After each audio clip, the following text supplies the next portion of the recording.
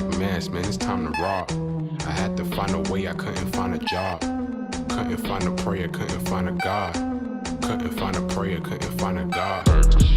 Black mass, man, it's time to rob. I had to find a way, I couldn't find a job. Couldn't find a prayer, couldn't find a God.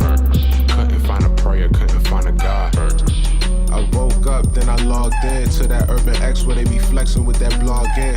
Put it down, cause my little homie called in. Had to bail him out, he in trouble with the law again.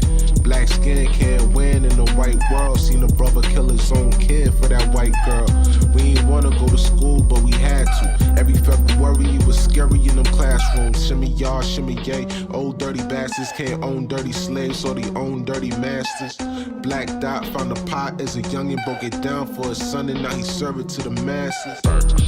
Black mass, man, it's time to rob. I had to find a way, I couldn't find a job. Couldn't find a prayer, couldn't find a God. Couldn't find a prayer, couldn't find a God. Black mass, man, it's time to rob. I had to find a way, I couldn't find a job. Couldn't find a prayer, couldn't find a God. Couldn't find a prayer, couldn't find a God.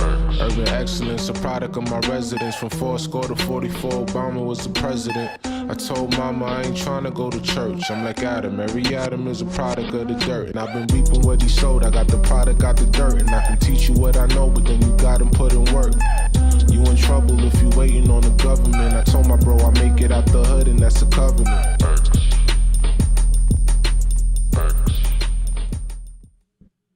What's good? What's good? Welcome back to another episode of the Urban X Podcast. Thank you guys for joining us. We are your hosts, distinguished hosts. All right, I'm Malcolm. This is the artist formerly known as the Black Dot. We're here with you guys in the building on this Thursday, last day of the month of April. This month flew. Last day of the month of April. You'll never see this day again. Yeah. Right. On this, specific. Yeah, you're right. You'll never see it again. I hope you did something powerful with it.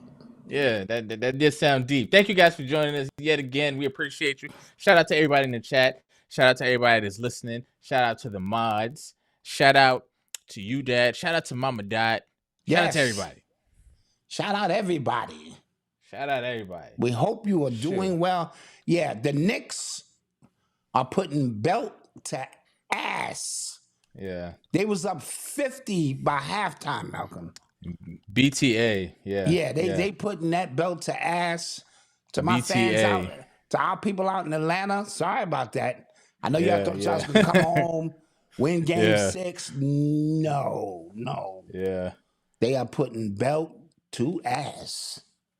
Serious business.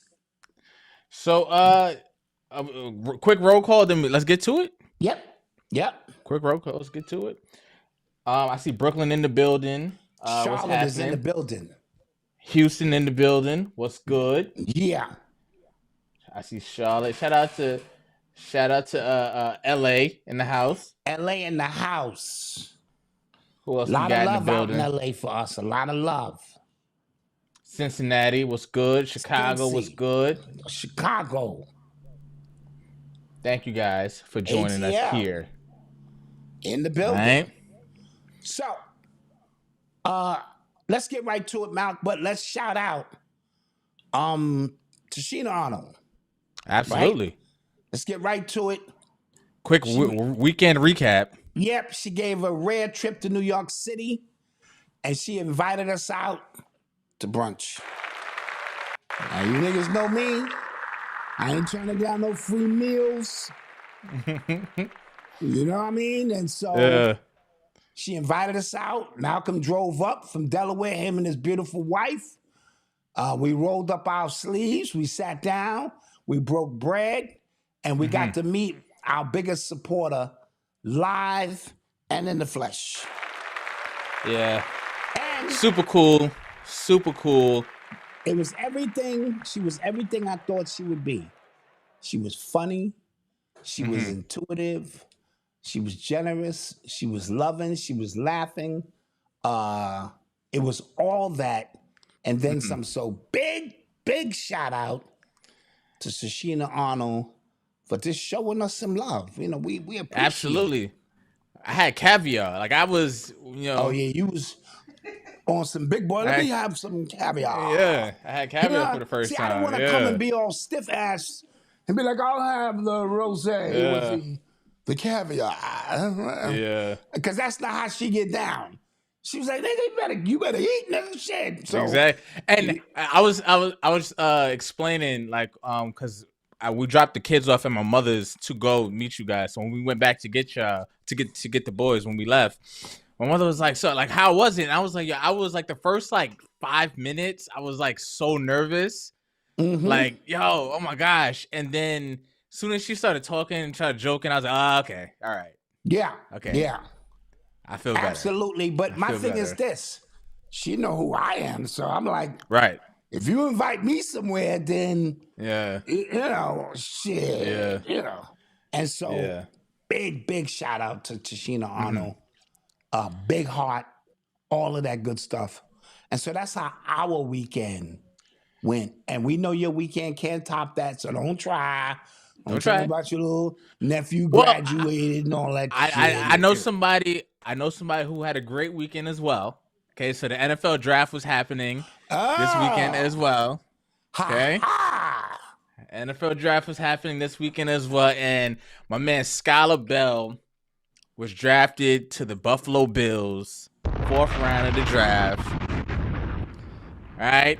Now, if you guys have been with us, have been following us, we've been shouting Skylar out since he signed to the University of Wisconsin from high school because I used to work with his dad. His dad was my trainer when I was in high school playing football. I have a few videos up on the channel right now from 8 years ago when we interviewed Derek, his pops Derek Bell, aka Coach Pie for Gorilla Prince, and we've been chronicling Skylar's career up until this point, and we will continue, obviously, because his career is going to keep going.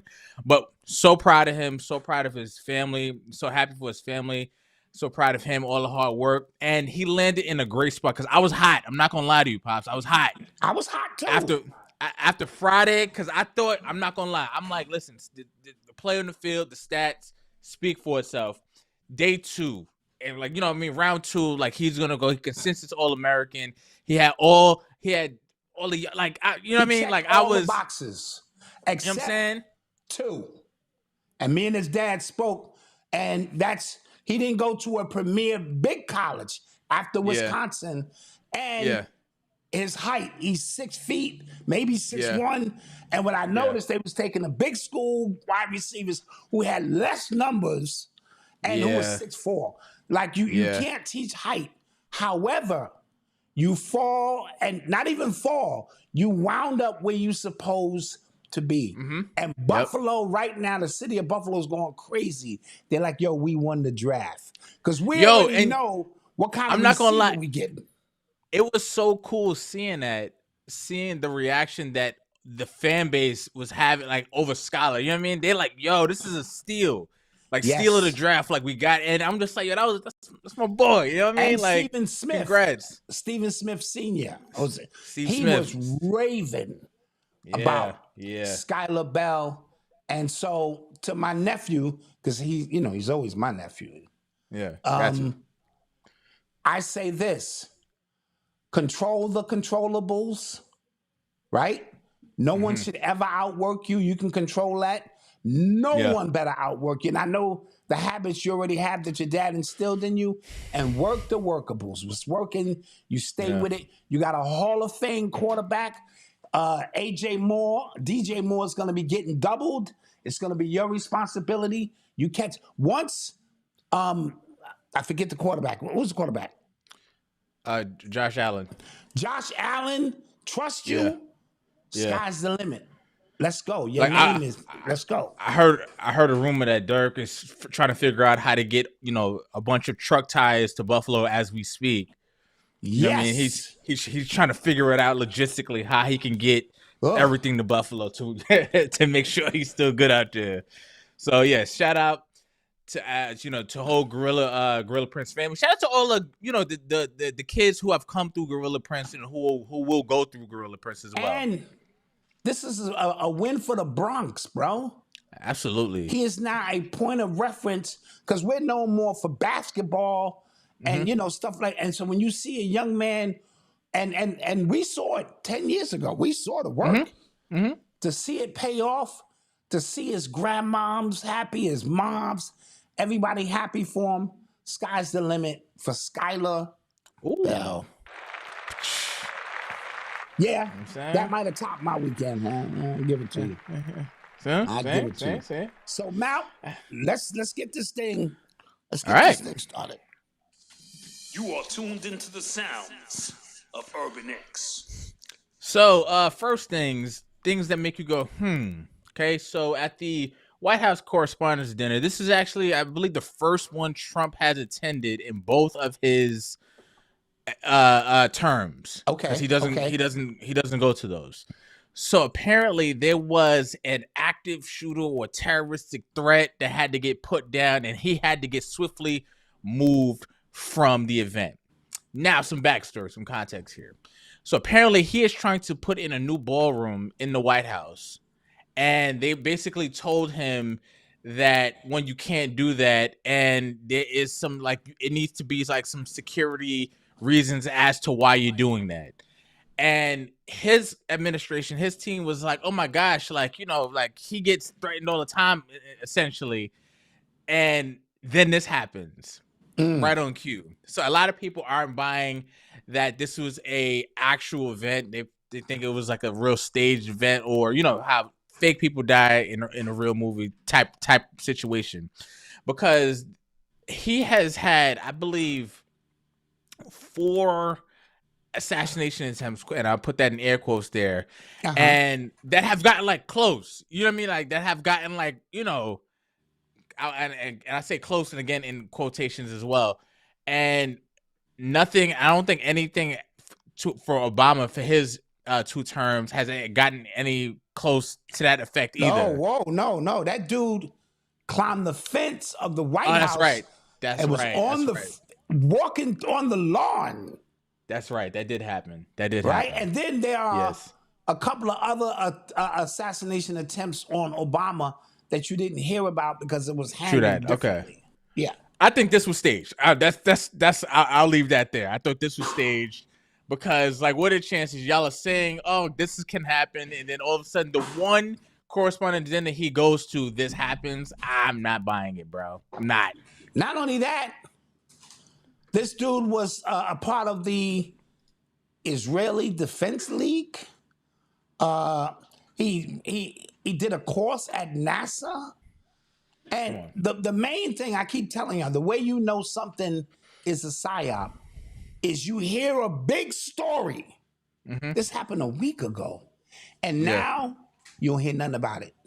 Yeah. Understand, I'm going to say that again. Things that happen naturally, something that this is supposed to be on every news station every minute for the next 2-3 weeks. An attempt on the leader of the free world's life. But when you hear it, no matter how big it is, and then you no longer hear it, but they move on to the next stories, that's the definition of a psyop. Yeah. Okay. Yeah. You're right. And so that's what we're witnessing. And let's not get into the technical aspect of him running around, the metal detector. It's 8 goddamn Secret Servicemen right there in front of him, and they don't kill a black man. I could have came to with a goddamn Snicker bar. Yeah. And they would have laid me out from a mile away. None of it makes any sense, right?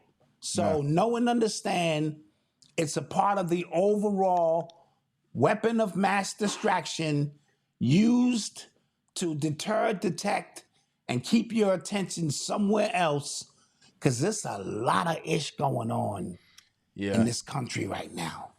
Yeah, and it's all happening at the same time. So you kind of the economy, war, all of it is just kind of converging on itself. And I saw somebody put on Twitter today, it was funny. It's you actually need to be unemployed to keep up with how fast everything is changing. Right. You can't Yes. Who has the time? Like seriously, like who has the time to like every little thing, because everything feels like it's happening so fast and so dramatic in a And way. It's crazy. kudos to the people who didn't fall for it. Yeah, it was dude eating like And this is what I mean. Yeah. Usually this is something that gets people's blood boiling and people's like, nah, I ain't going for it. They just not going for it anymore. And that means the overall consciousness of the people is awakening. And we're recognizing in real time what's real, what's not real, what's REEL and what's REA. We're starting to be able to differentiate quickly and move on with our lives. So you know what I think is happening in real time? Like it's I think, and you can even shorten the time frame from 2020, you know, from the pandemic to now. Our like nervous systems are shot. That's what it seems like. Like we don't have the energy to exert so much attention to these things, or to be shocked by it, or to be like really affected, because even Trump supporters are just like, all right, dude. Like you know what I mean? Like okay, Right. So I think the 25/8, the 25-hour 8 days a week news cycle has something to do with it. There's so many different podcasts and the timeline has something to do with it. The news cycle itself has something to do with it. So people are just kind of shot. So people like they don't know what to care about. They don't like it's just too much. It's too much. And somebody mentioned the lady stealing the wine bottles. That's a telltale of the state of the people. If she really feared for her life, you think she would be stealing wine bottles? Right. She'd be up under the goddamn table, right? Yeah. So, and people were, just grabbing shit like, and so it's a shit show. Yeah. It's a shit show, but I'm proud of people I would normally have to convince it's a shit show. I no longer have to just directly go, dude, let me walk you down this, because it gets tiring to do so. So, and like you said, once they open up Pandora's box with technology being everywhere all at once, it is a gift and a curse. It's a gift because now we can piece together our own investigations quickly. And it's a curse because we are so enamored with looking into this black screen that our ability to discern the difference sometimes, we get lost in it.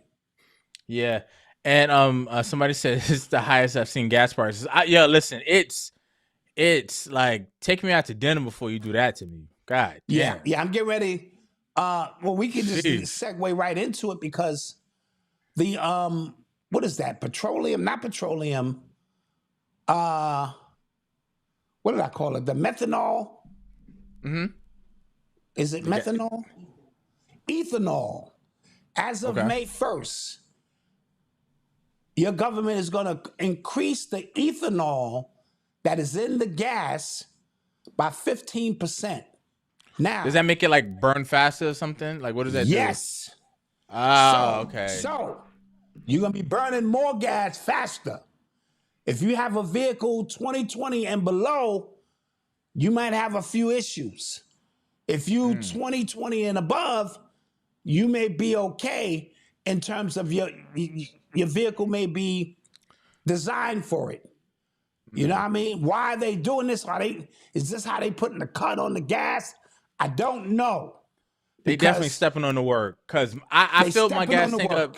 Yeah, I filled my tank up this morning, and then it's like I'm looking at it like this afternoon after I'm coming home. I'm like, yo, like I just filled this up. Like, why does it seem like it's going down so fast? It's they definitely. Usually when I fill my tank, my shit don't move for 2 days. Damn near. Yeah. I've driven from Delaware to New York on a full tank, and it moved a little bit. You know what I'm saying? I was just like, oh, you know what I mean? I was feeling good about the economy, about the country. Like, oh, we're doing a good job. We played gas tank roulette. So I'll get in the car and it'll be 5 miles before empty. And I'll be like, yo, I'm only going a mile down and a mile back. I'm good. Yeah. She'll get in the car and be like, it's 3 miles. I'm only going to Target. That's not even a mile. And we'll run that shit down till somebody go, motherfucker. When they get 2 miles in the car, she had this week, she had Eli in the car. Yeah. And Eli said, why are you driving so fast? I said, it's only 2 miles in the car. I got to make the gas station. So we gas that roulette that bitch. But with this new ethanol shit, we might be screwed with the we might have to call the game off, you know. So speaking of cars, did you see what they're doing with the new cars that are coming out with the AI that can watch you? Yes. 2020, any car you buy in 2027 and above will have AI technology in it that can sense your mood, whether you're on your phone. It has audio. The shit is reading your temperament. So I sent you and Mama Dot a scenario where a tornado is coming and he gets in his car and his pupils are obviously, diluted, and because of his excitement, and the car won't start because it says you are in no condition to drive. What? Yeah. Or you trying to get your pregnant wife to the hospital, and you excited, you breathing, and based on the goddamn, it's got a fingerprint, iris, all kind of shit. The car says that's crazy. You can't drive. If you got a criminal record and your fingerprints hit the motherfucking steering wheel now, the shit is providing information. The car will pull itself over and refuse to. Dude, be careful what you ask for. This AI shit is about to go next level. And they show shit scanning your face, all kind of shit. You got a phone in your hand driving. The shit is just out of control. Listen, I'm not buying no new cars. Yeah, that's a true surveillance state. That's right? True surveillance state. True surveillance, right? Like we made jokes when ChatGPT, Claude, all this stuff, Gemini came out because we saying, okay, like we've seen movies like The Terminator and The Matrix and stuff like that when it comes to AI. But realistically, it's 1984, George Orwell, like that kind of surveillance and that kind of control that is going to be implemented, because I feel like them car companies, they operate by an entirely different like set of rules and stuff. Like they kind of just implement stuff and it becomes standard across the board. So once that happens, bro. Yeah.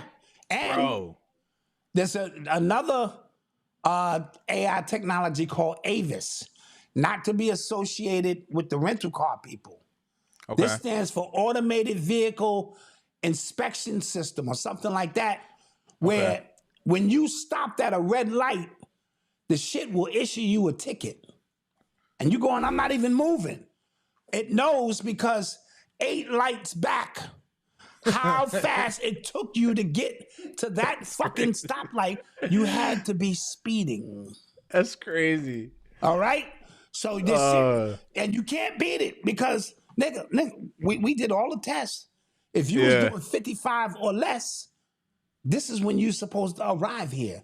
Your ass arrived here as if you was doing 70. Ticket. They got this technology on the Jersey Turnpike too. And I do $1 on the Turnpike. I'll easily be doing $1. And I show up and you was driving 40 miles over the speed limit. As a matter of fact, pull over. Wait for the fucking officer to come take your ass to Yale, nigga. You are a hazard on the street, right? This is what AI technology, the tip of, it's already in your house. If you have Siri and all this other shit going, bro, it's already collecting all this information on you, your phone. Every time I say something, my phone go, huh? But bitch, I Yeah. wasn't even talking to you. Oh, I thought you know. So yeah. But so the AI bubble is about to burst very soon, and I'm gonna tell you why.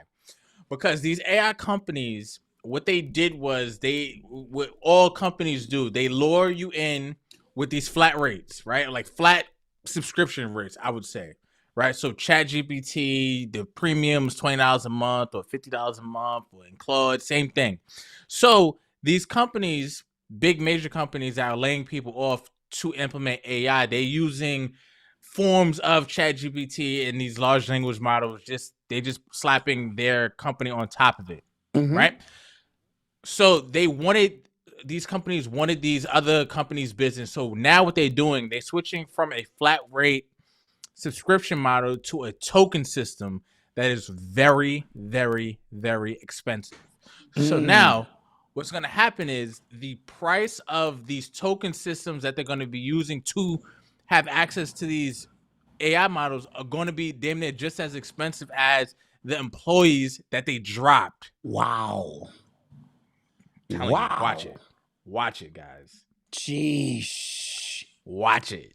Yikes. So and that's like that's how businesses run. Like they give you a free trial, even though it wasn't free. They give you that.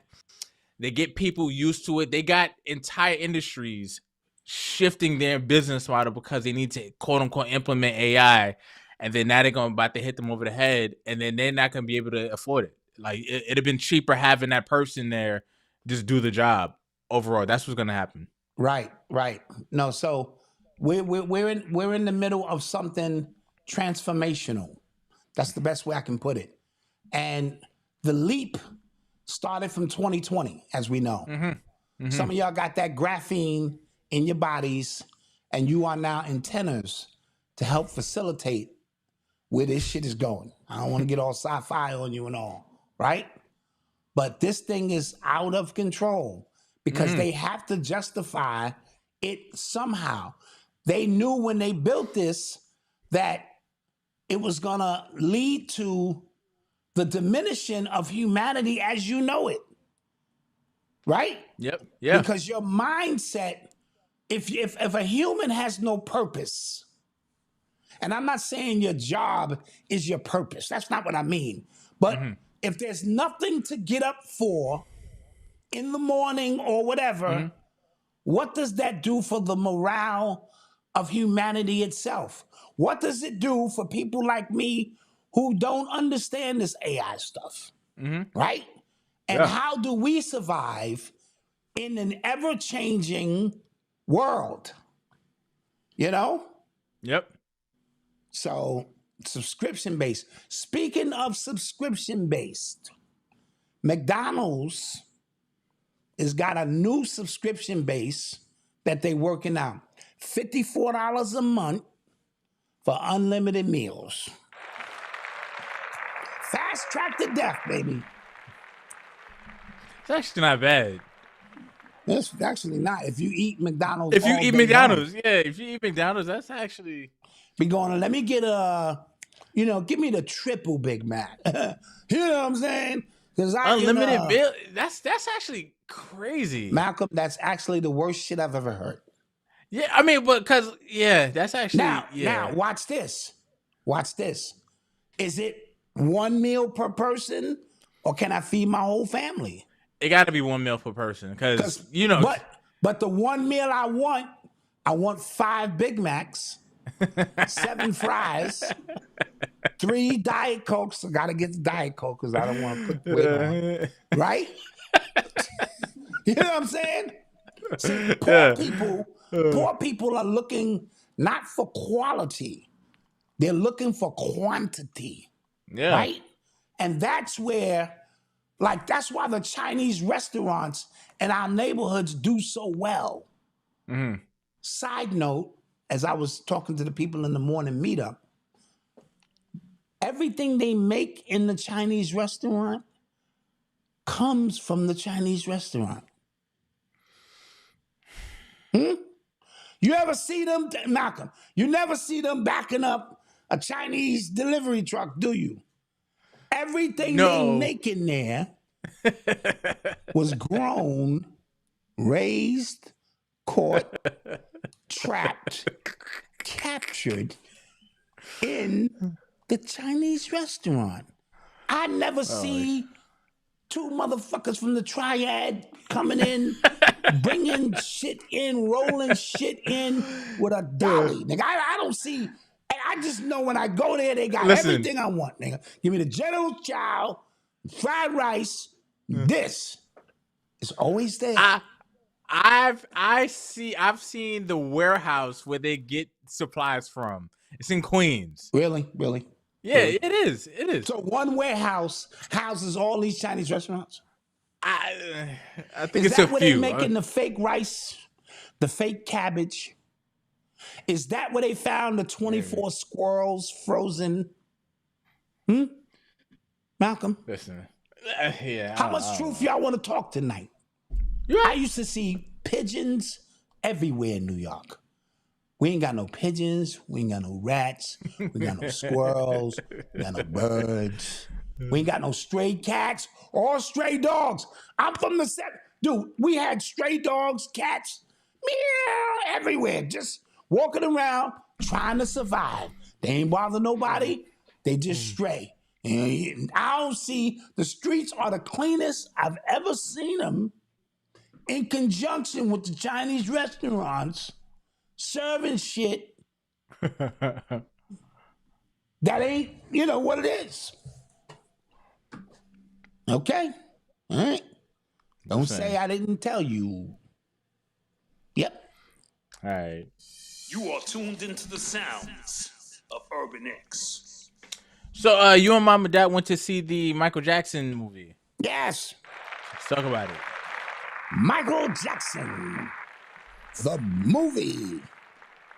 I was gonna red jacket it with socks and that would have been too corny though. I said, I can't do that. Thank you. No, Eli had a nice shirt on. He represented Mike.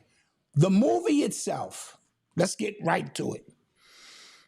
The price of admission to see his nephew play him was worth the price of admission by itself. I want to be clear with that. Okay. He morphed and transformed and shape-shifted into his uncle. Mind you, he has no acting experience. This is not a seasoned veteran actor. So he captured the essence of Mike superbly. I want to give that up. Now, I think the movie is best suited for children. And what I mean by that is this. Children who don't know Mike's entire story from being a child, all that he went through. Because if you're 25 or under, you know maybe Thriller, Wacko Jacko, some other stuff, accusations. And that's just a small part of the story. I think it makes for great conversation for parents to be driving home from the movie and you got kids in the back seat and y'all having these great conversations about Mike's early life and things that you didn't know. For somebody like me who's almost 58 years old, there was nothing in this movie I did not know. I did not learn anything new. However, the music was booming through the speakers and his nephew was working it, right? Okay. Now, let's get to some of the more intricate parts. What you're going to notice in this movie, which as you know the story, as a child, Mike morphed into a man. He was like a old soul, right? With the songs he was singing. As he became an adult, he reverted back to childhood. Now, what could cause this to happen? Joe Jackson, right? The trauma that he faced from his dad, and it was trauma. You know what I mean? They showed it through the movie a bit. He was on Mike's ass more than anybody else. He targeted Mike. Mike was different, right? Mike's mom's, who played by Vivica, not Vivica, Nia Long, who did an excellent job as his mother. right? Okay. And she said, well, why don't you go outside and play with the other kids? He said, because I'm not like the other children.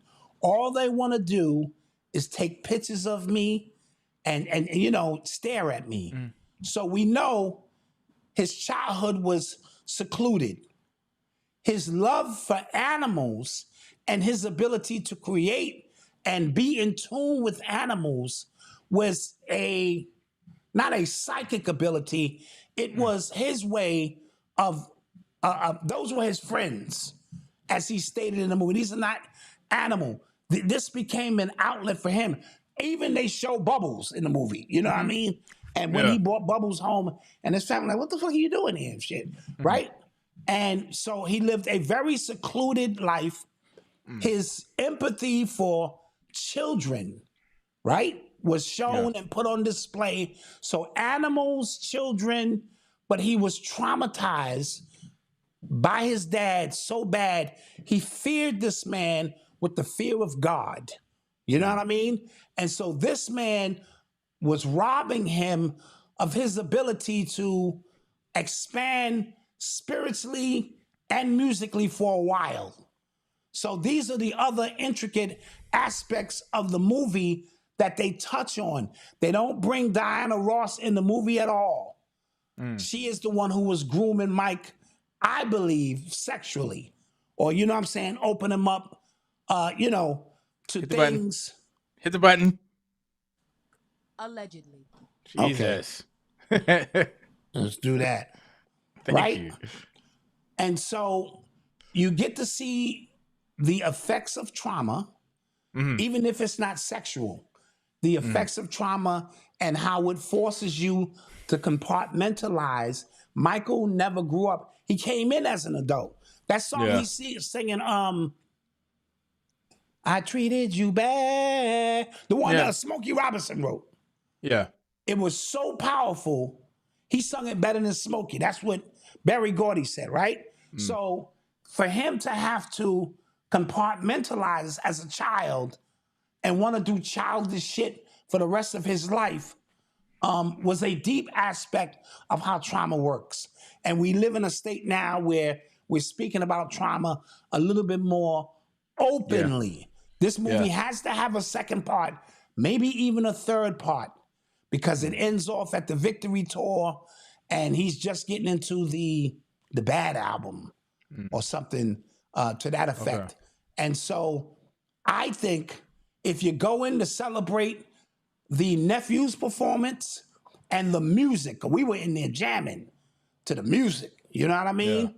But if you know the story, it didn't touch on, it played a very safe road up and down the movie. And it also dealt with, if poverty is your religion, money becomes your God, as Joe Jackson wanted to make sure he never tasted poverty again.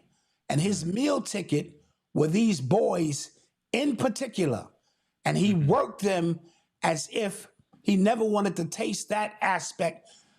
The mother, on the other end, was the protector of her cubbies.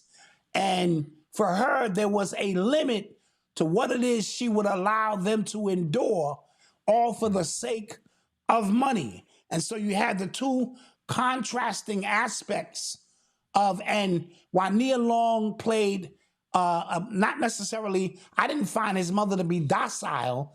I felt her to be in control when she had to be, especially when it came to Mike. Her and Mike had a very, very unique relationship. So that's my take on the movie itself and certain aspects of it, and I thought was interesting. Yeah, I'm gonna go check it out. I just always like with stories this grand as his story is, one movie just kind of feels like I don't see the point anymore, especially when we've seen how big stories can be told, if you want to put it on screen, as like a series like the New Edition. I think that is the standard now, to be personally honest with you. Yeah. I think and mainly because it was able to just kind of tell everything, but everybody's alive, so they're better they're better equipped to kind of get the truth out there. But when it comes to Michael, like you're only getting a piece of a story, and you're getting somebody's perspective as well to the story, because there were people I was seeing comments going, I don't like how they didn't show how envious his brothers were of him, because there were reports that they were really mean to him as he was making his ascension, right? And I'm sure that wasn't in the movie, right? Because his brother and his nephew is obviously in the movie, so I'm not gonna they're not gonna tell that story. You know what I'm saying? They're not gonna show that. And as you mentioned, the other stuff, so there is so many different pieces to a story that grand that I don't think it'll ever live up to expectations. It's not supposed to. Look at the Bob Marley movie, right? Yeah, true. They had to do an entire movie just on a concert. This is how multi-layered and intricate his story is. That no 3-hour, 2-hour biopic can do the job. And so it's you have to go into it. And that's why I said this is great for young people. So if you have teenagers who know of Mike's legend, this is great so they can see Mike as a child and what he had to go through and why he became the artist that he became. And you know, the world, people don't know this. Mike was in the Guinness Book of World Records for philanthropy. He gave away more money than any artist in the history of the world. Okay? And so when it came to giving, that's what he did. You know what I mean? Lately, because we know the full story of, thanks to the Epstein files and them never finding anything concrete against Mike, we understood what that was about. You know what I'm saying? Getting their hands on that catalog, which they finally did, and Mike telling you who the devil was, what they was trying to do. So it is an ongoing, but if this puts you on the right track and they come out with one more powerful movie based on the returns of this movie, and so, but if you think you're going to find something new out and you, my age, you're not, but if you want to groove, and I think his nephew's performance was Oscar worthy. I really do. Oh, okay. I really do. I'll check it out. I will check it out. Yeah, see, Diggs, just go enjoy the movie. Don't overthink it. Let the music do what it does and stare in the face of his nephew. You know what I mean? And you be like, sometimes I forgot it wasn't Mike. You know, so Nice. very dope. Very, very dope. I appreciate it. All right. Yep. Let's get to some more stuff. You're listening to the sounds of Urban X. So, want a quick reminder to everybody who hasn't, but join the membership, urbanx.nyc. Yes. Okay. Join that membership. We're going to be bringing some more premium programming to that and to only for the members themselves. All right. Absolutely. Absolutely. And another announcement. We do have the Mother's Day sale still happening, correct? Until Monday, I think Sunday, because we got to be able to mail that out. So Sunday, this Mother's Day joint, buy 2, get 1 free sale, ends, and this is for the replay people. The people who here, they can order, but the replay over the weekend, you get that order in by Sunday, we can pretty much guarantee it to get to your moms or get to you by Saturday. And, you know, Sunday is Mother's Day. And so, tomorrow is May Day. I want you to pay very close attention to what's going on around the world on May Day. Okay? Trump has given a ultimatum to the people in Zambia. We want your cobalt and all of your minerals and access to all of your minerals, unless we're going to take away the HIV vaccine that your country needs so bad to survive, because I believe they have the highest HIV rate, and we have been supplying them with vaccines. So Trump has laid out an ultimatum. I believe the president of Zambia has refused, but Trump has given them until tomorrow to make up their mind. And so I don't know how to feel about this. It says that we're getting desperate, that something is going on, that we have to press these people for these minerals. And what is the world coming to when we're taking away something that can save lives under the guise of leverage for some shit we need to make machinery or something? And so that's just a brief. I haven't delved deep into the intricate aspects of what's going on. But, I just brazed over that, Okay. All right. So something to think about. All right. So let's get to some other stuff on TV. I watched the other night, me and Avery, we watched the Natureboy doc that's on Hulu. Oh. Bro. Oh. Now, this was interesting. You when you sent me the trailer, I was like, wow, like you know what I mean? Like most documentaries about cults and stuff like that, way before my time, or a different part of the country, different part of the world that I'm just kind of not paying attention to. I was there for that. You know what I mean? Like I was, on YouTube as this was happening. You know what I'm saying? So to see that I got a doc, I did not know, because again, I didn't watch him. I didn't know how sick this dude was, right? I remember when we covered that he got arrested, that he went to jail for life, and we went over like what the charges were and stuff like that. But I didn't realize like how depraved this dude was, because I would see clips like when this was happening, and it seemed like a joke to me, because I was like, "There's no way, people are taking this seriously. Like there is no absolute way." But they were. He had a large following, and he had people dropping everything, blocking their family, leaving their husband, leaving their kids to go stay with him in that group. Bugged me out. And I'll say this as well. I've watched other documentaries on cults. Like there was one, it was called like Keep Sweet, something like that, about this white cult. Crazy stuff. But I'm watching it like, damn, that's crazy. This one hit a little hard for me, because I'm watching people who look like me, right? Who understand something is going on in the country, understand that something here is not right for them, who understand that they want a community, they're yearning for community. But at the same time, I'm seeing like there is something not right as well.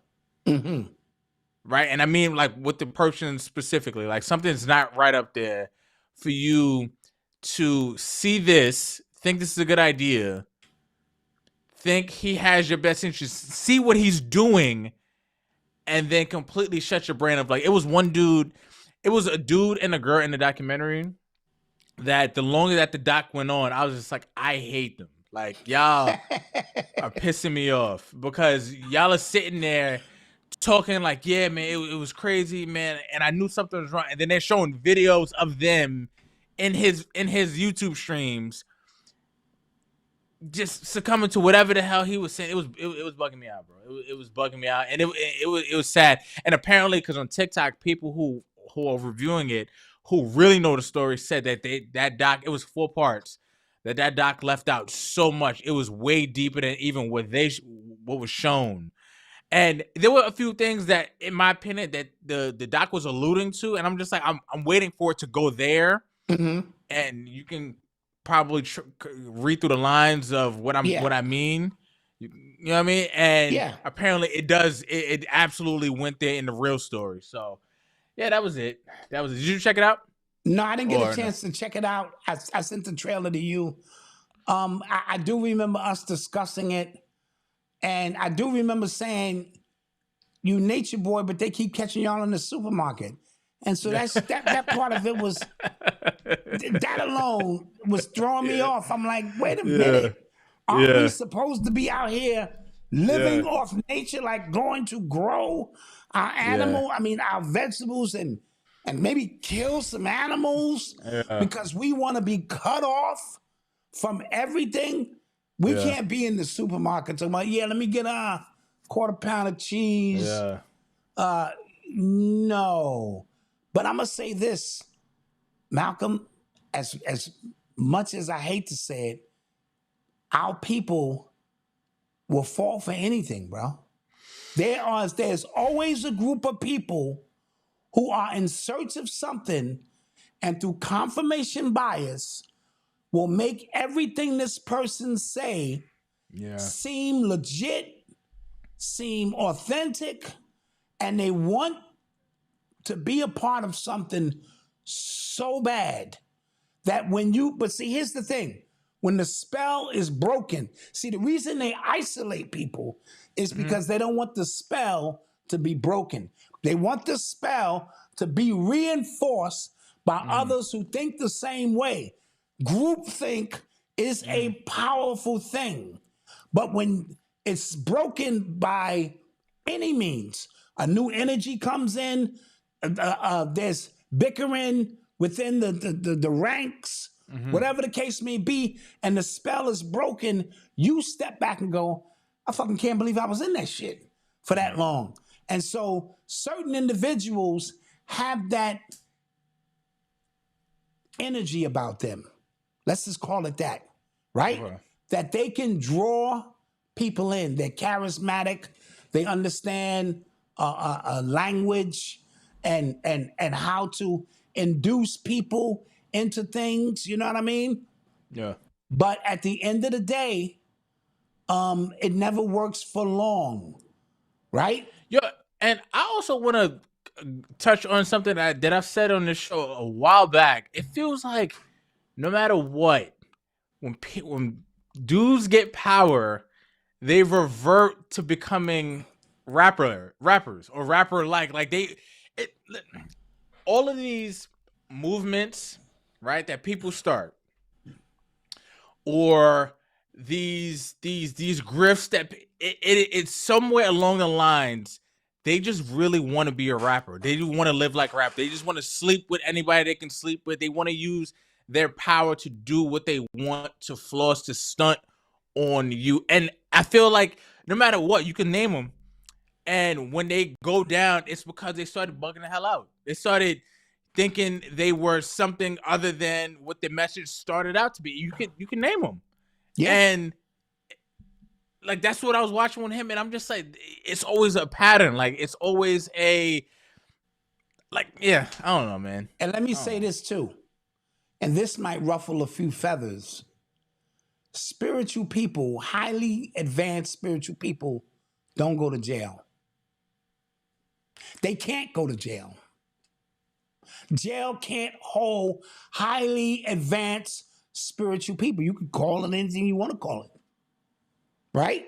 Everybody I know that's really about that spiritual life, I'm not talking about money and all that other shit, they don't go to jail.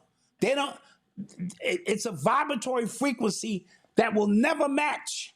It's like Bloods and Stripes.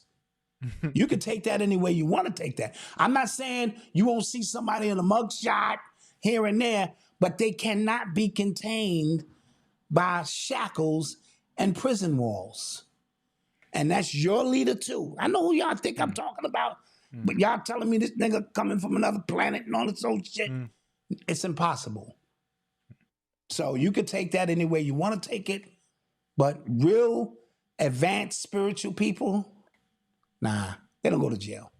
They don't see cops, prisoners, because they are protected by such light and such energy that's not even in the vocabulary of their DNA. However, you can pay attention, you could be spiritual, and if you start slipping, right? And your auric field is open now, because now you're succumbing to what Malcolm is saying, the money and the fame, you are no longer protected. Sure, they'll run your ass up the river. In fact, that's probably what they're waiting for. They're waiting for you to break the goddamn covenant.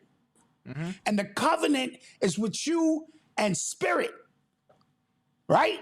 And the minute you break the covenant, for whatever reason, you just open yourself up. And these devils, they don't need a bunch of opportunities. They'll send a girl your way. They'll send a homie your way. They'll send some money your way. They'll send an opportunity your way. And the minute you break that covenant of why you're here, what your purpose is, if you say your purpose is to add light to the world. Now, that's a big task. I would never take on that, nigga. I'm trying to get the $54 McDonald's fucking meal subscription, nigga. Don't follow me. But I'm just saying, those who profess to want to do that, it's a heavy, heavy burden. And you are protected as long as you don't break the covenant. Malcolm, even on a smaller level, 4 years ago or 3 years ago, we told our audience, our members, we were going to wake up 90 days straight. Rain, sleet, snow, holiday, birthday. We said every single day for 90 days, we are going to wake up with you. We're going to build with you. We're going to bond with you. We're going to love with you. We're going to laugh with you. We're going to cry with you. And for 90 days, bro. Yeah. There were days where I'm pretty sure everybody was like, man, fuck this shit, man. I'll just re-kick it. But we didn't do it. That's what a covenant is. Yeah. It's an agreement we make amongst ourselves that this is what we're going to do, and we're going to do it. You see powerful couples together. They're beautiful. They're fine. They have a covenant between each other, and then some bad bitches show up. Big booties and shit. You know what I mean? And God damn. Right? When we wasn't making no money and we was about each other, fine. I get this record deal. I'm putting my cigar out on niggas. I'm on boats now. Champagne and shit. Big ass booties everywhere. Now I'm asking, like, you know, how am I supposed to keep the covenant? You know what I mean? So this shit happens. So don't bite off more than you can chew. Make your covenant small. If you say I'm gonna go 30 days eating fruits and vegetables, don't break the covenant. As hard as it is. The commercial, that's the devil's work. Big ass, juicy, quarter pounder and shit, all kind of fries, nuggets. Do you know they have the spicy barbecue buffalo nuggets now? All of that shit. Your man come in, want to invite you to dinner. They all kind of shit.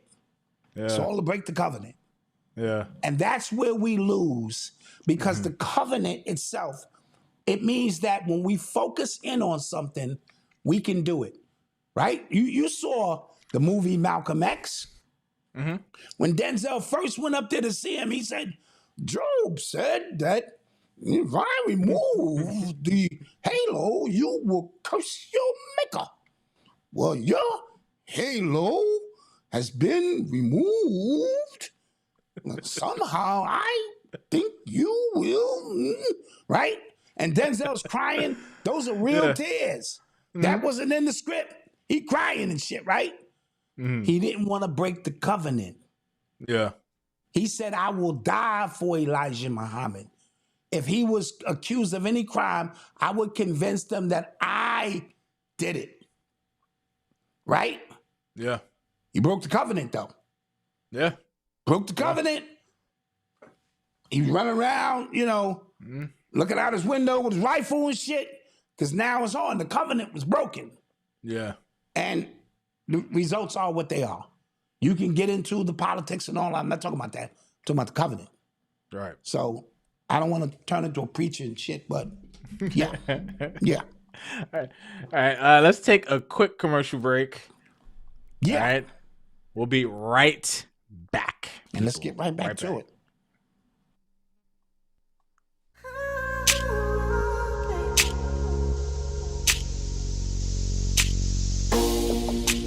Hello, wealthy family. This is Chanel, Ascending Infinite Goddess, your favorite angel oracle. When was the last time you had a spiritual tune-up or felt truly aligned? All my angel services, whether it's an oracle card reading, chakra balancing session, or even mental healing sessions, are a channel to help provide you assistance on your journey. Whether you're looking for clarity, balance, or just direction, your journey is always evolving with every intentional decision. Connect with me today. Visit my website, www.ascendinginfinitegoddess.com, to see all services and availability, or call or text me at 786-828-8722. I'm so grateful to continue to be a vessel assisting you on your journey. And until we connect again, stay alert, stay aware, and live in love. Peace.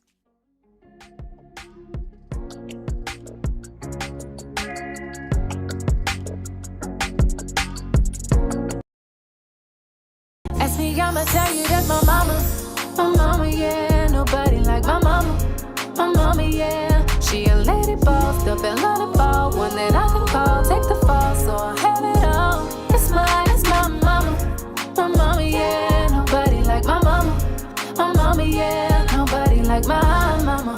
Royalty, yeah. That's my queen, yeah. Keep her on my team, yeah. And we're back. And we are back, Malc. Thank you guys Make for sure you joining support us. Chanel. Yes. Ascending Infinite Goddess. Infinite Goddess. And get that Mother's Day stuff, you know. Do you love your mama? Don't break the covenant with your mama now. Yeah. Don't break the covenant with mama now. Go on and get mama something nice. Yeah. Yeah, awesome. So let's get to some other stuff, man. Have you been hearing about the drama with DJ Vlad from Vlad TV and Aries Spears and Boosie as well? Yeah, I've been hearing some of it. Yeah. So they're beefing right now because apparently, I remember I was watching Vlad back in the day when he used to talk and say people, want to get paid to do an interview, and I don't pay for my interviews. I don't know when that flip happened to where he just openly admits to he pays for interviews. I don't know when that happened, but that's been a thing. Apparently, Boosie was making about $25,000 per appearance on that show on his channel. Wow. Yes, he was, and because apparently all of Boosie's interviews, the clips like per appearance, all the clips combined, the whole interview, it would total out to about 6 million views apparently. So he would make a profit off that. Vlad would take 10, he would pay him 25, and that was their agreement. Boosie wanted a raise, about $5,000 more, because I believe Vlad paid Tekashi 6ix9ine a bag to be on his channel. So he saw that and said, I want to raise. Vlad says, hey, this is the numbers, this is how you get paid, so I can't do it. I can't do it. And he showed them his back books, all that stuff. Aries Spears saw that and said, yo, I think I need to get more too, right? Vlad says, yo, your views don't come close to what Boosie's does. Like, Boosie does 5 to 6 million views. You do 5 to 600,000, if that. And I think he was getting $4,000 per episode or per appearance. Aries Spears goes, yo, out of your regulars, I'm the only one still here. Godfrey left, Lord Jamar left, Boosie clearly left, somebody else. I'm the last one standing. And he sent him a bunch of like YouTube comments of people saying, Aries Spears is the only one I come here for and stuff like that. And Vlad shows him, he said, yo, bro, based on your numbers, based on what's here, that does not make sense for me. I cannot do that for you. So now he says, I'm not, going on the show no more, or he threatens him. Vlad goes, all right, bet. Vlad does his own episode, basically shits on Aries Spears, and now Aries is like, we need to discuss this. How about I come on your show? You don't even got to pay me. We could discuss it. And now Vlad is like, no, kick rocks now. Like, it's over. So, interesting conversation about leverage, because even though I can't stand Vlad, I have to agree with him here, to be honest with you. Like, people don't understand. Based on numbers, because this is what people don't understand. When they think that somebody is paying them, they think the money is coming out of thin air. Your job's money doesn't come out of thin air. It comes from the profits of said business, then they're able to pay you. So if no profits, the business side of business, you have no job. Okay, That's business so 101. very, very simple stuff. Very simple stuff. Okay, now for Vlad, his business model, it depends upon YouTube, and I think his memberships as well. No money comes in from that, from your stuff. There's no money I can pull to just give you off the muscle. Especially if I'm letting you see my books. Like, this is where the money's coming from. So listen, Aries played himself. That's easy $4,000 a month he was probably getting. That's gone now. Played himself. Well, this is what happens when you mess and you don't have your own anyway. You're still messing with Vlad, right? All of them people who said they wasn't going to mess with Vlad, including me, I broke my covenant because it was one or two interviews I wanted to see. So this is why I understand. So I don't subscribe, but I'll tune in, see that interview, and get up out of there, right?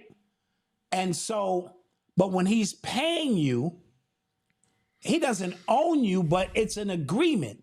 And I'm paying you based off your popularity of how many people. YouTube is a very simple process. You look at the numbers say you get this, and that's what it is. There is no trickery around that.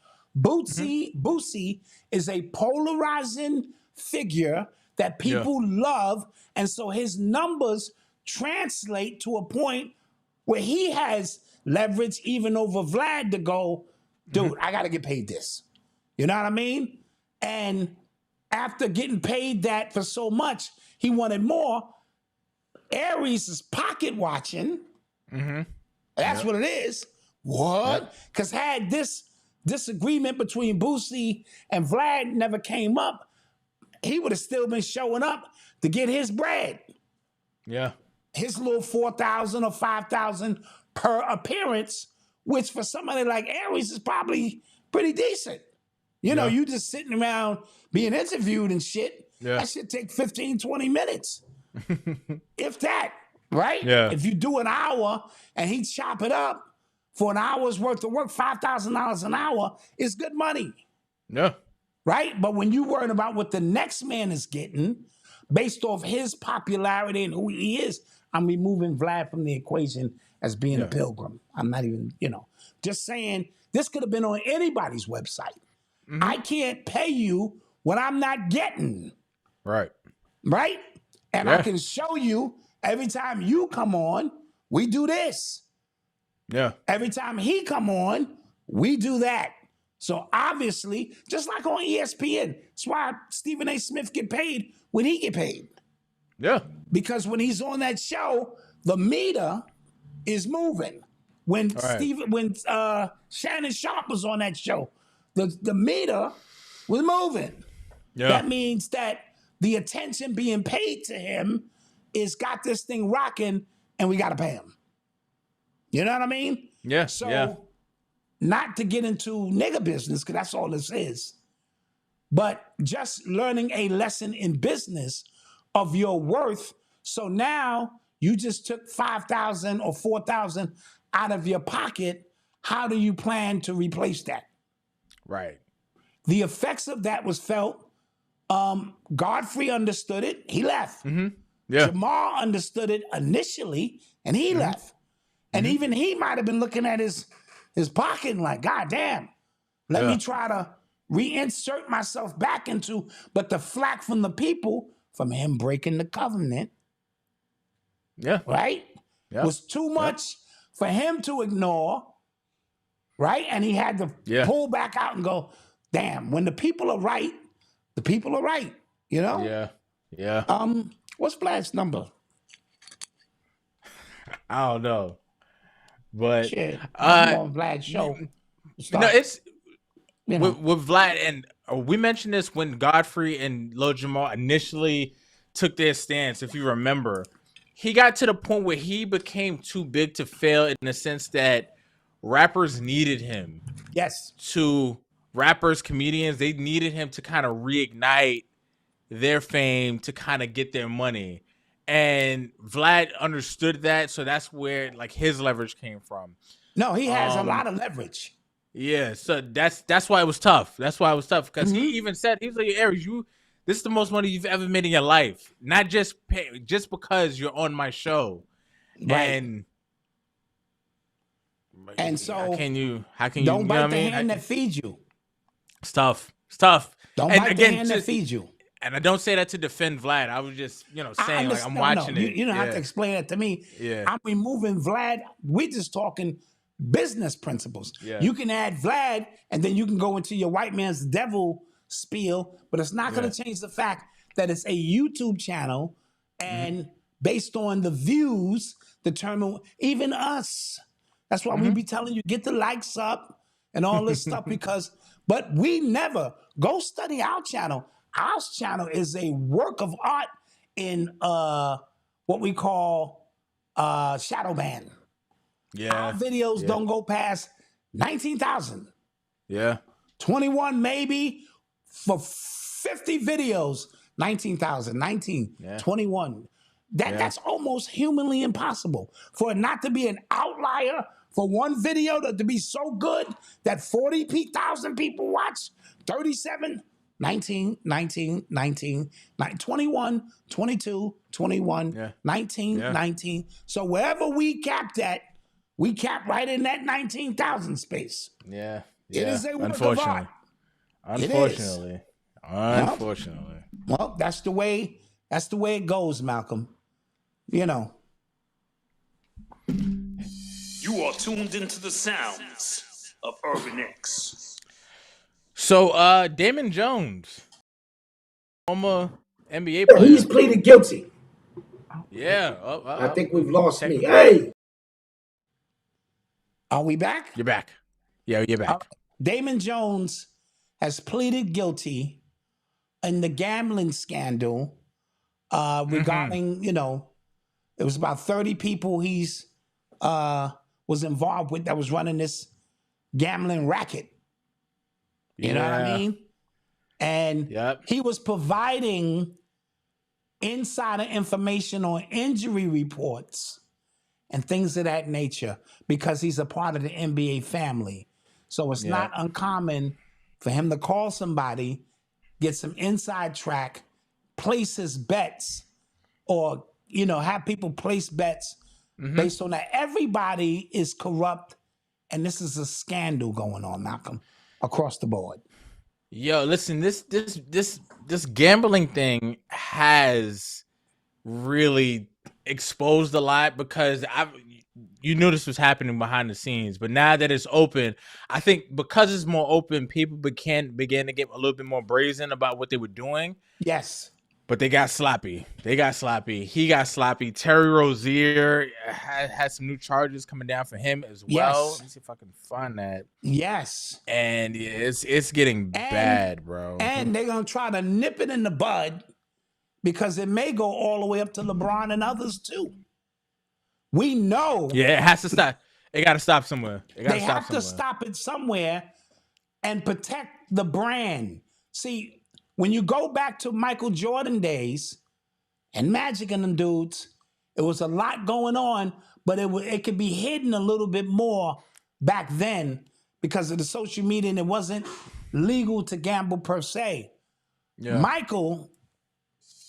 You are tuned into the sounds of Urban X. Tashina was talking about that. Hitting the wrong buttons? Hitting the wrong buttons, yeah. Allegedly. Okay. All right. So Mike was heavy. Everybody know he gambled on pitching quarters, what time his luggage was going to come out, the thing. He was such a gambler that it would not surprise me that if he got in bed with some big people, you know what I mean? And, his father may have paid the price for it. And David Stern, being the gangster he is, said, look, before this thing really hit the fan, you need to retire. Right? Go play baseball, whatever. Let this thing cool down, and then you can come on back and finish your career. Not surprised. His father was missing for 2 weeks, and nobody was looking for him. Let's go revisit the time. I don't know how It old is you are crazy. because you was kind of young, you know? No, I watched the doc. We watched the doc because and I was just like, this is confusing. Like nobody was Yes. looking for him. Yeah, And yeah. he was even Mike was just like, he all right. And so now that it's available, you know, it's legal and this and that. They even got a college player. The quarterback from Texas Tech, I think. Yeah, he's going to gambling rehab now. Yeah. Yep. Because he knows he was betting on games. And I think he's ineligible to play now. I think he's done. Okay, because I know he was trying to get out ahead of that by going to gambling rehab now. Yeah. It was the dude, a part of the Navy SEAL team, who put a $35,000 bet down that they would capture the leader of Venezuela. He made 400 racks. Yeah. Yeah. Nigga. Yo. 400 racks. Yo, and you got intel that we getting ready to go in and get this nigga? It's out of control. Yo, follow the money, man. It is out of control. When I read that, I said, this sounds like a South Park episode. Like, yeah. Like he knows he's in part of the operation to go get him. Places a bet and then collects. You actually collect it. Like you don't have nobody else put the bet in. Dude, and it's supposed to be 5 people removed from you. Son. It's supposed to be no way you can connect me to this person. They collect, you get a piece, they get a piece. Nice doing business with you. Yeah. You don't go in with the ticket. Yeah. Cashing out. Nigga, wasn't you on the SEAL team? Yeah. Yeah. What the fuck? Speaking of gambling, Nas has debuted the opening of the new casino in Queens. Yeah. There he is with his Chinese connection. He's sitting there rooting for this Chinese man. That's his connection. All right? Listen. He performed live at that casino for his people. Okay? Say what you want to say. Nas is about his business. This is what I will say though. This is what I will say. We can get so caught up in who we don't like that when there is a person who seems to be on the opposite side, the antithesis of that, when they show characteristics of that first person, we bypass it. We just kind of let it go. Okay? What do I mean? We've always saw Jay-Z as a hyper-capitalist. He only cares about himself. He only cares about his money. He still raps about poisoning the community with the drugs he sold. He gentrified Brooklyn. He did all these things, right? Nas historically has been the antithesis of that, right? He's the people's champ. But there were glimpses, right? He was Hennessy spokesperson, right? There were glimpses, right? Now he is ushering in an actual casino to the biggest city one of the biggest cities on the planet, New York City, right? We've never had an actual casino, right? We have a casino now. With gambling hitting a peak, it's hitting a fever pitch of how many people are getting addicted, how many families are being ruined, how many people's lives are being ruined. He is now the spokesperson to that. So do we still turn a blind eye because we don't like Jay-Z, right? Because we feel Jay-Z is all these bad things? Or do we actually be honest about Nas and his contributions to what can become something terrible to people in our community? What do we say? Well, I can't mention that other person's name. I'm not 90 days in, but I heard you mention a name. Okay. Nas has always been one, like we said, who we labeled a little bit more integrity. You know what I mean? But integrity is only going to take you so far in a capitalist society, Malcolm. Right? So, integrity ain't going to pay the bills, Malcolm, unless you're willing unless he ain't gonna be, well, this is Nas. Welcome to Verizon. You want to get the new update? He's never gonna be that, right? I think the Hennessy broke the covenant. Malcolm, please name this one the covenant. You know, I like when it. you do the audio, right? Yeah. He was steadfast that he would not promote alcoholic products, right? Every man has a right to change his opinion on this and that, but that opened up the gateway, I feel, to all bets is off now. Casino is the worst thing a community can use because it brings gambling, alcohol, drugs, extortion.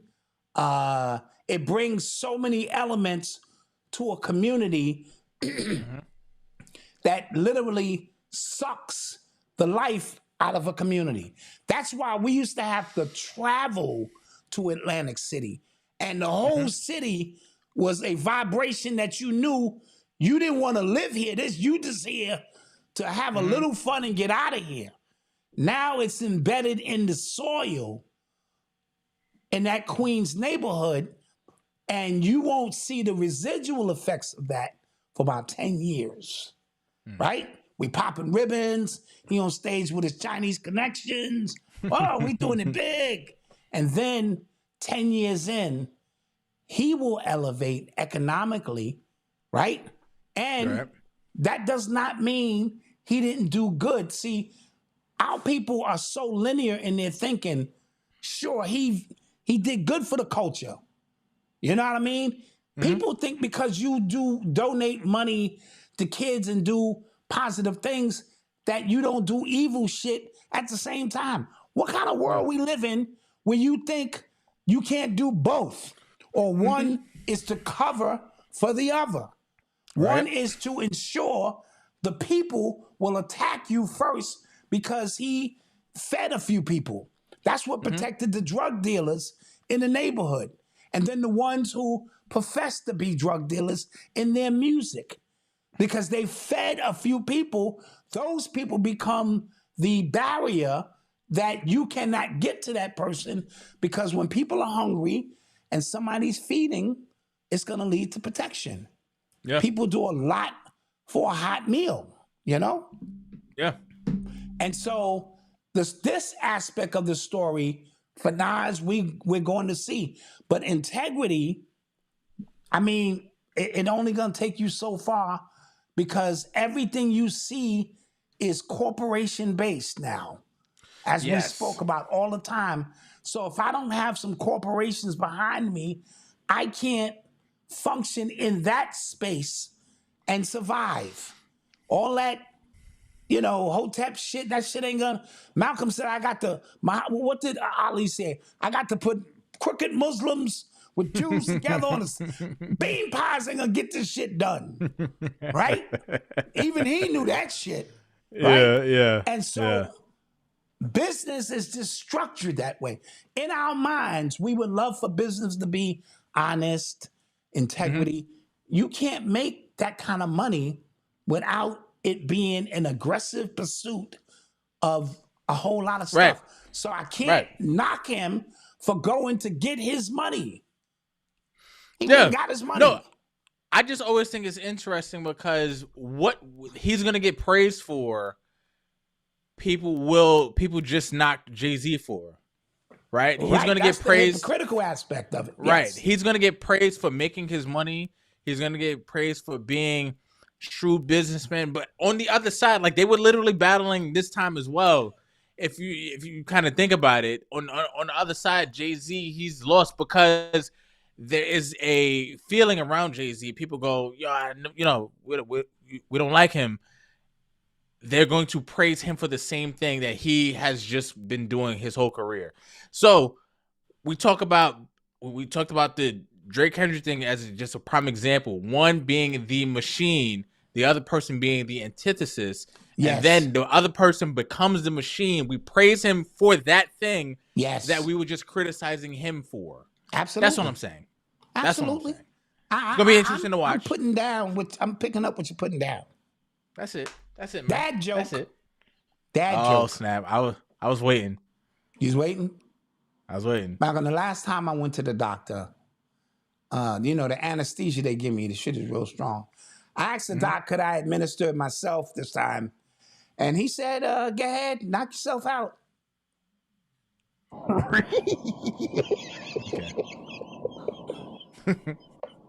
Okay. Okay. Yeah. All right. Yeah. All right, I got 1,000 of them. I got 1,000 of them. Yeah. I don't know where you getting these from. I got 1,000 of them. Let's get to some more stuff. You are tuned into the sounds of Urban X. So that black man that got beat up by the NYPD's mistaken identity that happened in the store, Yes. he is suing the NYPD for $100 million. You damn right. Whip my ass. Give me my cash. Yeah. You Yeah, heard? and that was bad. That was bad. They got it on camera. Again, mistaken identity. It wasn't even him. That was bad.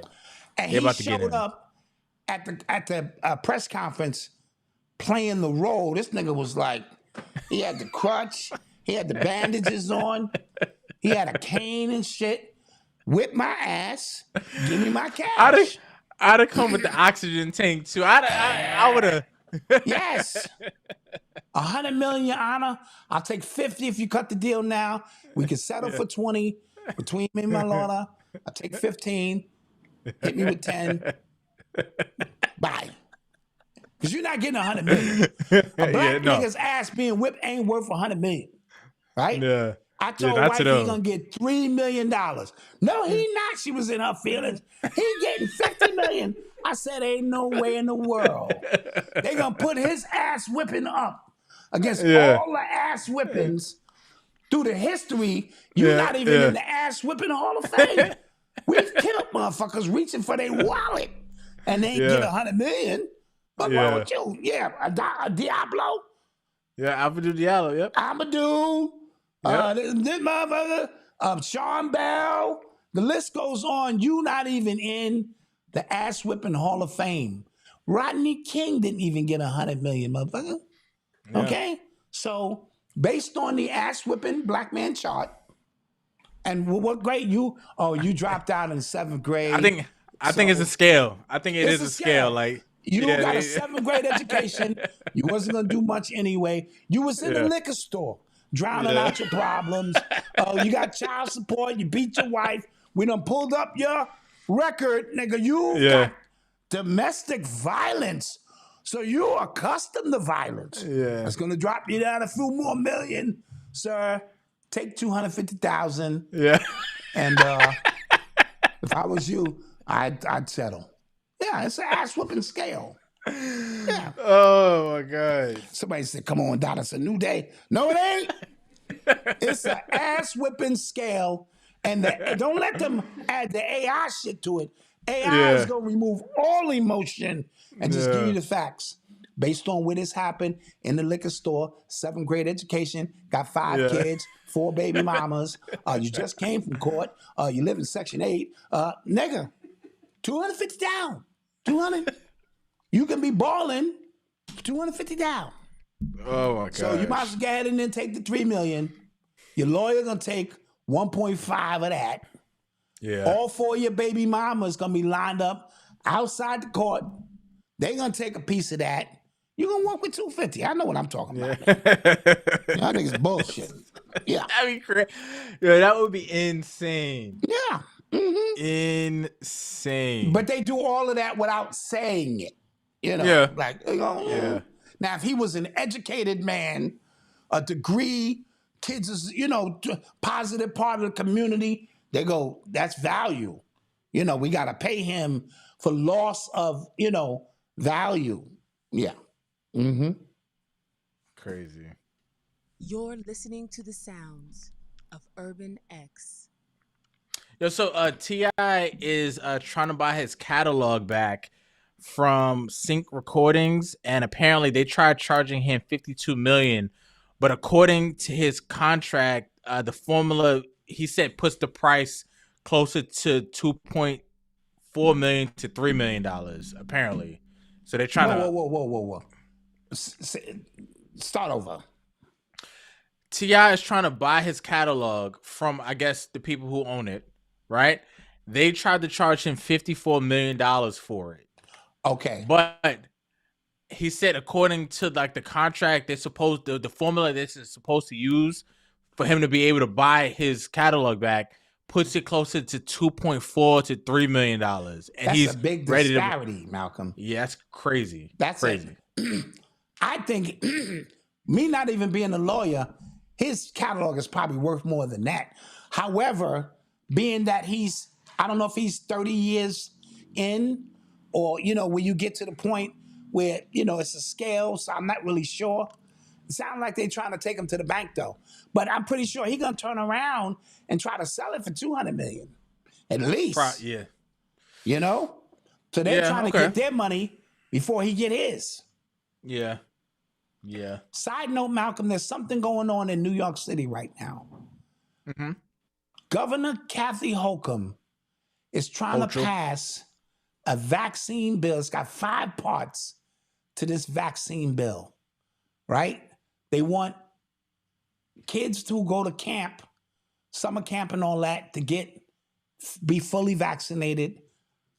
They want college kids to get hepatitis shots, whether you go to college or you do online courses, a second hepatitis shot.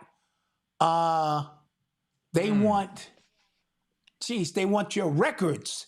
They want records of, to be on state. There's so many different parts to this, and it's on her desk now, and it worries me because they're going to do their best now to reinstate this vaccine mandate situation under a different set of laws or something.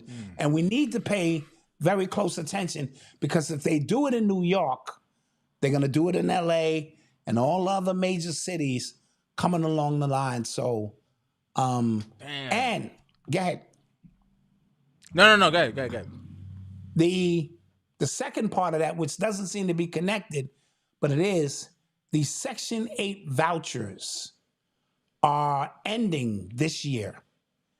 And people are already getting letters that they will not be renewed. So there are people who are going to be heavily displaced. Not only that, you see what they're doing with the food stamps or the SNAP program. You got to work 20 hours a week to get that. This shift is going on in this country, and there are going to be a lot of displaced people, because that Section 8 is like gold in New York City. It may be called different things in other states, but we got people who are generational on Section 8. And for the first time, this thing is being rattled to the point where you got to get off your ass, and you're going to have to be a part of society in motion. You're going to have to be doing something. That sit around and have baby shit is over. Well, yes, but the reason why that's doubly tough is because the job market itself isn't the best right now.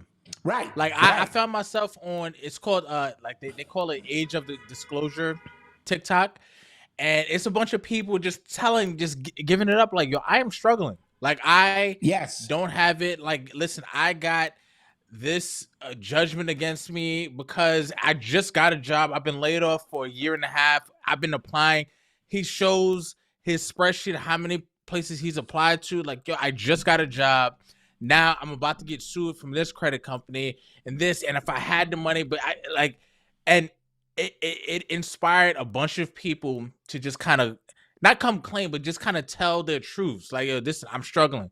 This, I'm struggling. This. So that's happening to people who have jobs, right? Can you imagine? Yes. Can you imagine people who probably don't have a degree, who don't have a job, and everybody is flooding the marketplace at the same time looking for work? Right. And then these bills are being created to scrutinize, because people don't realize how expensive it is to be poor, yo. It's very expensive to be poor. And I know that sounds like a a conundrum or an It is oxymoron. It is not. It is expensive to be poor, bro. Like with overdraft fees and then car insurance when you live in a heavily dense place because it's cheaper there. The insurance is more. You get ticketed more in those places as well, and it's just so much. And so the crime is high in those areas. Yeah.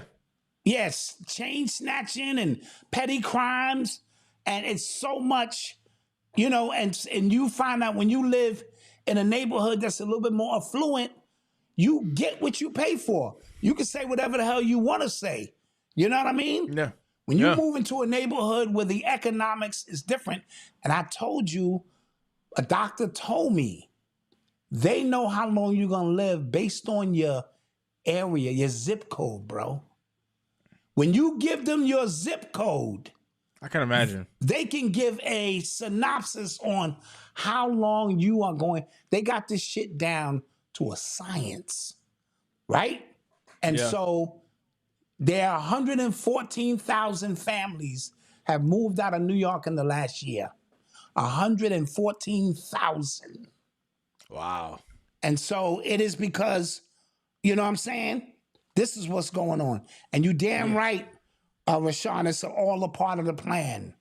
To make these smart cities and all this shit that they're going to do to cut people off from here, from there. And again, the ones who have milked the system for generations, somebody got to break the curse anyway, right? Facts. Because these people have become lazy. The system wasn't built for that. It was built for you having hard times. There's a safety net in place with food stamps and some help until I get back on my feet, not become the system itself. And that's where those who took advantage of it killed it for those who may have really needed it. Yeah. You get people who lose their job all the time. Yeah. You know what I mean? Yeah. And go, at least I can get some food stamps, some subsidies, but I'm back out here, looking for work to, qualify myself for what's next. Yeah, it's tough. It's tough. So, and then that goes back to like what we were talking about at the top of the show with the gas that they're using to burn out gas even further. Like, who's to say what would that do to your vehicle's engine to where you have to get one of these 2027 vehicles that's watching you, that's giving you tickets in your own damn car. So now you have to pay. Eventually, like, they're trying to squeeze you. Yes. They're trying to squeeze you every direction, and it's and you know who crazy. feel it the most? Poor people. $9 congestion parking, this, that. Poor people, when they squeeze and they come to our neighborhood giving out tickets, towing cars, poor people don't have it. Rich people can give less than 2 shits, right? Poor people go, but they always squeeze the poor, right? And squeezing us does a couple of things. It forces us to find unique ways to look out for each other and survive, because we're going to survive, or it cuts the population through crime, and then the prisons got to get filled. They'll privatize prisons, and they got to stay at 95% capacity. So it is a chain effect of things that happen, and poor people or less fortunate people are going to be the ones that suffer the most. And it's a very sad situation. All right, let's take some questions. Let's do that. Let's take some questions, guys. It is Let us do Thursday. that. While we are waiting for your questions, because we always got some extra lingering stories happening. So there is a major story right now because apparently there's an exec from JP Morgan who was terrorizing her junior employee, making her sleep with him for promotions and stuff like that. And I heard about that. Now, at the same time, the New York Post, they just released a article like just a few hours ago saying that the story was fabricated by the employees. So right now, it's a major. JP Morgan is lawless, man. They selling bricks. They extorting. Yeah. Them motherfuckers straight gangsters. They extorting their employees. You know it's they a mess. embezzling money, all kind of shit. JP Morgan, housing shit. You know. Yeah. Malcolm, did you hear that Fauci's advisor was just indicted? His name is, let me get his name, David Morens, Morens. He's indicted for hiding valuable information about the COVID situation that would have changed the way America approached it and went about it. Where is Fauci? Facts. He put out that terrible movie that got 1 out of 10 on IMDb and then just went into hiding. Yes. Like every time you mention him, I always forget about him. But like that was he was everywhere. And now he was nowhere. The intricate piece that vouched for all of it. He was the so-called doctor that they relied on to say, yeah, this is a go. This is what's needed. And now he's gone. Yeah. Yeah, shout out Ving Rhames, who passed out recently, I heard. Oh, I thought you were about to say he passed away. Whoa. No. I don't think I think he's he's in the hospital. Okay. Damn, okay. One of them rappers, I forget his name. He always played a gangster in the rap movies. In the you know him if you see him. He has meningitis. He's in the hospital. Somebody knows his name. You know. Oh, I know. You know, he be quick walking in the movie. He played the same role in every movie. He was in Players Club. He was in Menace to Society. I know exactly what you're talking about. I forget his name. So we want to send our love out to him as well. You know? What else? Any other questions, guys?